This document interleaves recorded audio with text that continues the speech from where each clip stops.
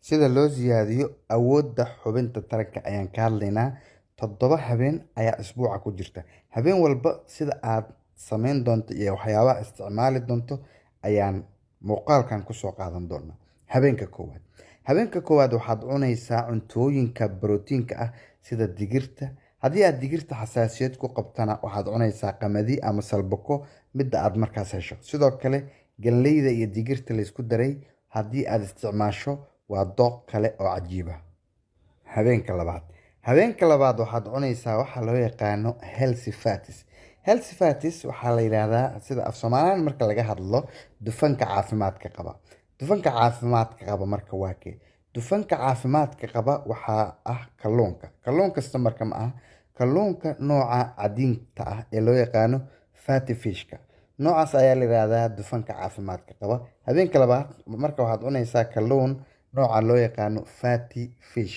Sababtoo ah noocan waa dufanka kaliya ee ragga iyo dumarka labadaba faa'iidada u leh.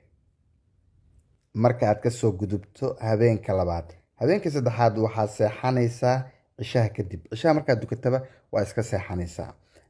Adi ugu dambeyn 8 iyo barka waa inaad seexato oo cishaha kadib ah. Waxaad soo kacaysaa marka xilliyada salaada subax soo dhowdahay. Tani marka waxay keenaysaa in hormoonada taranka sida gaarka u quseeya si dheelitiran loo soo daayo. Energy aadan hore u lahaa jirin oo xagga jamaaca marka laga hadlayana energy aadan lahaa jirin ayaadna isku arkaysaa xagga gogosha. Maalinka afraad marka waxaad quraacanaysaa xilli hore. Quraacda weliba waxaad ka dhiganaysaa beer. Beerka aad quraacda ka dhiganayso waa inuu ahaado beerka looda. Haddii marka beerka looda aa weyso oo ah kan ugu fiican marka laga hadlayo xaaladahan oo kale, waxaad ku bedelanaysaa beerka ariga. Labadooda marka xaaladahan muhiim ayay u yihiin. Waana inaadan si sahal ah ku dhaafin isbuucii mar waa inaad ku quraacata beer. Marka haddii aad isbuucii mar ku quraacata beer, maalinta afraad weliba 3 maalin oo kalena sida aan hore kugu sheegay aad u samayso, wax badan ayaa isbedel arki doontaa. Habeenka shanaad cishaha ka hor waxaad cunaysaa 3 xabbo oo ukun ah. Ukuntaas waa inay noqoto ukun biyo lagu kariyey. Weliba waxaa mamnuuc ah in ukunta aad la isticmaasho cusbo iyo waxyaabaha la midka ah. Sababtoo ah cusbada iyo waxyaabaha la midka ah waxay hoos u dhigaan tamarta, faa'iidada iyo macdantii laga helayay ukunta laftigeeda. Marka ukunta waa inaad kaligeed isticmaasho, waana inaadan cusbo iyo waxyaabahaas la isticmaalin. Habeenka lixaad waxaad cunaysaa 2 xabbo oo toon ah.